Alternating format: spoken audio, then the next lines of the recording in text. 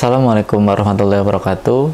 Senang sekali bisa kembali dan menemani Anda semua dalam program acara Kata Mutiara bersama saya Muhammad Denny dan guru kita tercinta Habib Ahmad Mustaba. Assalamualaikum Habib. Waalaikumsalam warahmatullahi wabarakatuh. Ahlan wa sahlan Bang Denny. Hayakumullah. Alhamdulillah. Atau bagaimana kabar Habib? Khair, sehat, alhamdulillah. Alhamdulillah. Semoga antum sehat terus nih Habib. Amin, sama-sama insyaallah. Amin. Amin. Baik Habib, seperti biasa Habib, kita akan mengupas kata per kata dari kalam mutiaranya Al-Imam Abdullah bin Alawi Al-Haddad, yang sebelumnya kita udah banyak banget ngebahas tentang kata-kata mutiara beliau, Bib. Sekarang kita akan ngebahas tentang apa nih, Bib? Jamil. Bismillahirrahmanirrahim. Nah, di sini Bang Denny, ini sudah masuk ke hikmah ke-42 di sini. Amin, amin. Ya. Di sini Masya Allah pembahasannya sebenarnya lebih mengarah ke mereka para ulama atau para pendakwah. Oke. Title Ustadz itu kalau zaman sekarang mungkin mudah didapatkan, padahal hakikatnya susah. Oh gitu ya? Betul. Title ulama itu lebih susah lagi. Di kalangan orang dulu, kalau seandainya orang mau menobatkan dirinya sebagai ustadz kah atau ulama kah, itu dites dulu. Gak sembarang orang ditemplokkan title ulama ataupun ustadz gitu, atau alamah apalagi. Makanya dari segi kemapanan ilmunya nomor satu. Pun kalau seandainya dia pun Masya Allah ilmunya luar biasa, luas, ada bidang khusus dalam berdakwah, bagaimana cara berdakwah. Tidak setiap apa yang dia ketahui ya dia utarakan ke orang. Dia harus melihat situasi dan kondisi. Pertama jelas. Dan harus lihat audiensnya. Enggak? Harus lihat audiensnya. Kita harus berbicara dengan orang, dengan audiens atas kadar akal mereka. Jangan atas kadar akalmu. Jangan atas kadar ilmumu. Wah, harus kita nurai, memperhatikan gimana pasnya nih. Itu penting. Penting banget. Biar mereka juga paham apa yang kita omongin dulu ya. Betul banget. Kalau seandainya kita nggak memperhatikan itu, nggak peduli orang mau paham nggak paham, yang penting aneh mau ngebahas ini, nggak peduli orang bakal nyangka apa, nggak peduli situasi dan kondisi, ini akan mengakibatkan fitnah besar. Fitnah bagi agama itu. Fitnah bagi agama. Orang bakal salah paham. Orang bakal memvonis Islam itu begini. Padahal bukan Islamnya begitu. Ininya si dai ini salah dalam pemaparannya. Nggak melihat situasi dan kondisi. Itu penting sekali. Nah, ini yang dibahas yang Haddad. Sebagai seorang dai, apa sih yang mesti dibahas? Nah, ini yang akan dibahas. Oh, ini yang kita bahas. Bismillah. Nah, bismillah. Baik, kenapa baca Bib? Bismillah, tafadhol. Bismillahirrahmanirrahim. Wa qala radhiyallahu anhu wa nafa'ana bi. Yang bagi an yadu rokalamu alimi billahi ma'al amatil mu'minina ala salasi amur. Baik, bismillah. Yang bagi an yadu rokalamul alimi billah ma'a amatil mu'minin ala salasati umur. Yang bagi hendaknya, selayaknya an yaduro, berputar atau membahas kalamul alim, kalamnya orang yang alim billah, orang yang ulama yang dekat kepada Allah, yang faham Allah Subhanahu wa taala. Ulama itu semestinya pembahasan mereka berputar sekitar apa? Ma'amatina, bersama orang mukminin. Berputar pembahasan mereka ala salasati umur, atas 3 perkara. Kalau bisa ente ngomong di audiensnya orang awam, jangan macam-macam ngomongnya. Jangan ngomong perihal yang terlalu tinggi atau perihal yang membuat mereka bingung. Jangan keluar dari lingkaran 3 ini. Inilah pembahasanmu di kalangan orang-orang awam. Pertama, at-tadhkiru bin ni'am.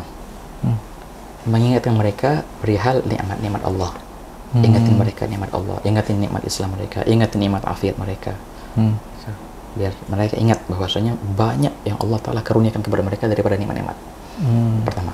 Kedua, pembahasan tentang wasani ilzamut ta'ah, perihal tentang kewajiban ketaatan.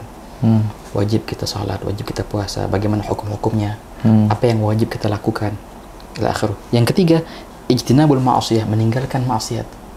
Apa sih maksiat yang harus ditinggalkan dan bagaimana cara meninggalkannya. Oke. Perihal tentang bagaimana kita bisa meninggalkan larangan Allah Ta'ala. 3 perkara inilah yang semestinya dibahas oleh para ulama di kalangan orang-orang awam. Aja. Berarti itu tentang pertama tuh tadi karunia, nikmat gitu, Betul. kedua baru ibadah gitu, syariah gitu, tiga maksiat lah, maksudnya jauh-jauh. jauh-jauh gitu, Betul. Itu aja tuh, Bib. Itu aja, nggak boleh lebih. Oke, itu, Bib. Heeh. Kalau lebih gimana? Nah, kalau lebih gimana dibahas yang hadat. Fakullu alimin akhadha yatakallamu ma'al ammah bighairi ma yadkhul tahta hadhihi thalatha. Maka tiap-tiap kalau seandainya ada orang yang mengaku dirinya orang alim dan dia mulai berbicara dengan orang awam, ya, selain perihal yang masuk dari salah satu tiga ini, maka apa? Fahuwa fattan, maka dia itu tukang fitnah. Aduh, Ada, parah ini. ngeri banget ini, Bib. Ngeri banget. Kalau kayak gini. Hadza aji, maka dia itu tukang fitnah. Dari mana ini? Ini berasal dari hadis Nabi SAW. Allahumma shalli alaihi. Ya kan, ma'ruf itu. Khatibun nas ala qadri agulihim. Atuhibbu an yukatsaba Allah wa rasuluh. Bicaralah kepada orang atas kadar akal mereka. Orang awam yaitu jangan lebih. Memang.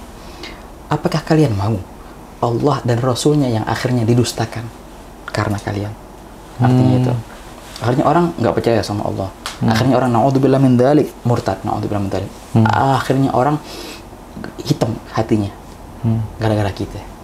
Allah. Semestinya kita mendekatkan orang kepada Allah, akhirnya kita menjauhkan orang dari Allah.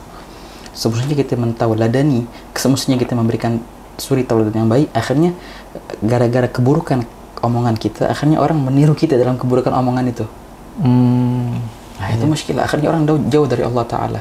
Apakah ini namanya seorang da'i? Apakah ini orang yang mendekatkan orang kepada Allah? Sebaliknya. Maka memang benar. Itu namanya orang yang membawa fitnah. Oke. Pembahasan ini penting, Bang Denny. Maka nggak sembarang orang menobatkan dirinya sebagai ustadz kah ataupun ulama kah. Engkau harus tahu dulu berapa kadar. Wah, kata. Betul. Terlepas dari, kalau gitu udah deh, aneh nggak dakwah. Enggak. Itu kewajiban dakwah wajib atas tiap-tiap muslim. Tapi kewajiban dakwah itu atas kadar ilmu yang engkau punyai. Ya, ilmu yang kita nggak punya, jangan, kalau bahasa kasarnya jangan sok tahu.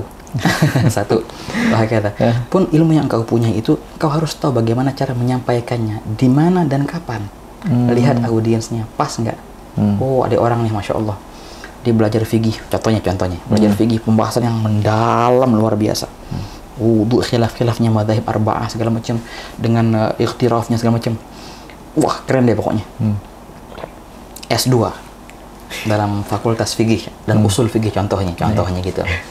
Ada orang baru masuk Islam, mau belajar masalah wudu, ini yang ngajarin gampang, diajarin wudu dengan dalil-dalilnya, dengan khilaf 4 madhabnya, dengan usul fikih dari mana istinbat ini. Apa yang terjadi?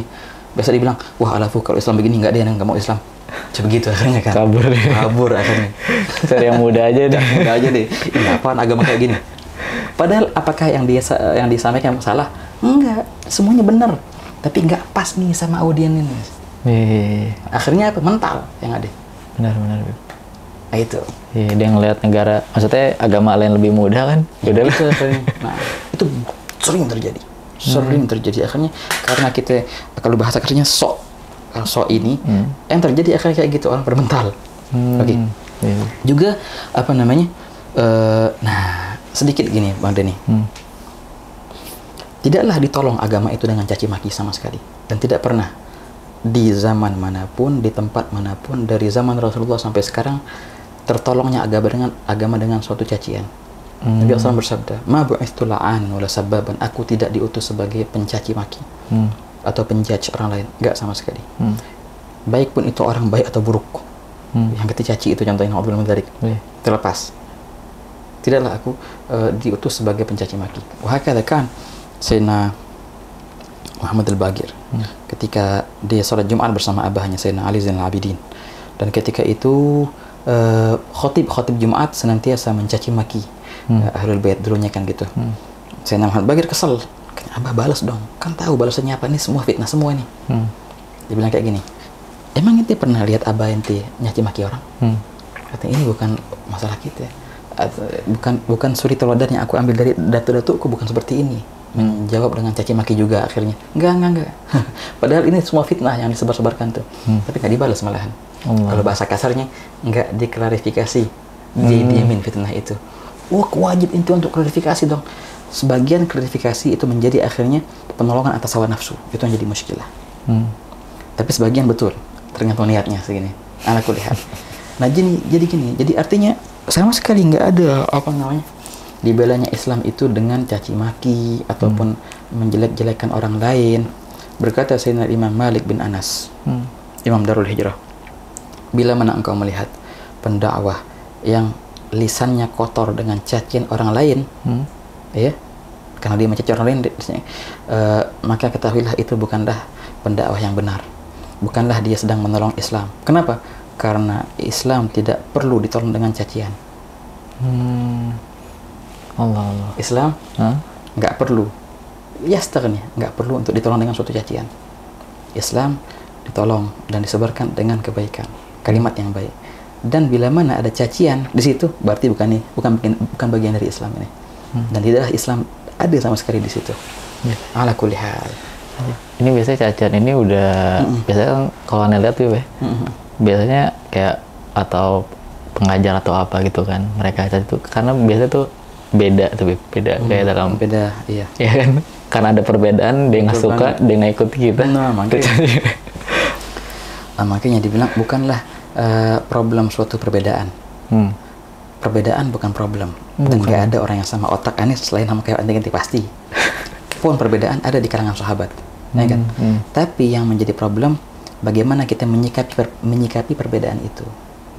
Lihat dong apa namanya? Mari kita lihat sahabat bagaimana ketika mereka berbeda pendapat. Caci ada nggak caci-cacian? Nggak ada sama sekali. Saling menghormati. Walaupun berbeda pendapat, aneh begini, jalanannya begini, jalan enti nggak begini. Tapi mereka saling menghormati, tidak saling mencaci. Gitu.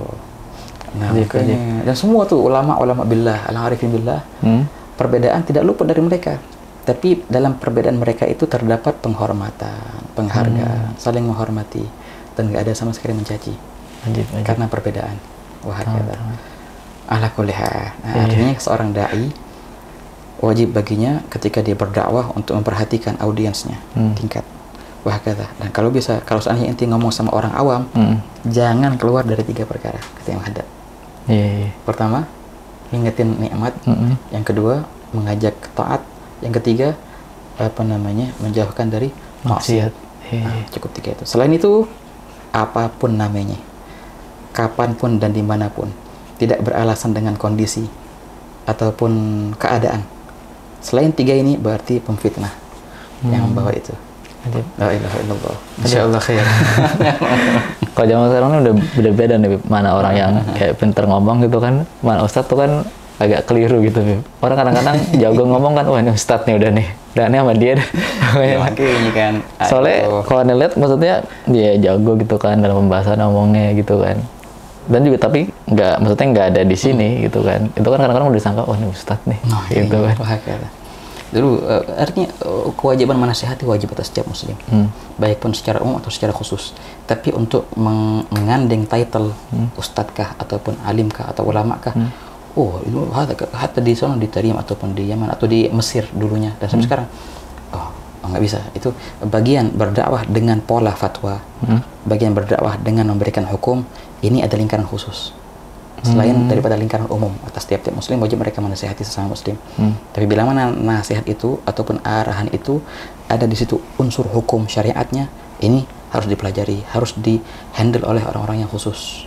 Kenapa di akhir zaman nanti akan dicabut ilmu oleh Allah Ta'ala, ma'ruf hadad dia Sahih Bukhari, sehingga orang-orang akan bertanya kepada orang-orang yang tidak mempunyai ilmu. Ketika itu fasu'ilu fa'aftau bighairi ilm fadallu wa adallu. Mereka akan ditanya dan mereka menjawab dengan lancangnya, dan mereka sesat dan menyesatkan, kata Nabi SAW. Itulah tanda akhir zaman. Ini udah akhir zaman belum? Insyaallah khair. Baik, Bib, makasih banyak nih atas pembahasannya lagi dan juga atas ilmunya yang telah diberikan, Bib. Kita sudahi dulu pembahasan kita kali ini, Bib. Kita ketemu lagi di episode berikutnya. Dan juga makasih banyak bagi para pemirsa yang senantiasa menyaksikan Kata Mutiara dari awal sampai akhir. Saksikan terus program Kata Mutiara bersama guru kita tercinta Labib Ahmad Busaba. Kami pamit menurunkan diri. Wassalamualaikum warahmatullahi wabarakatuh.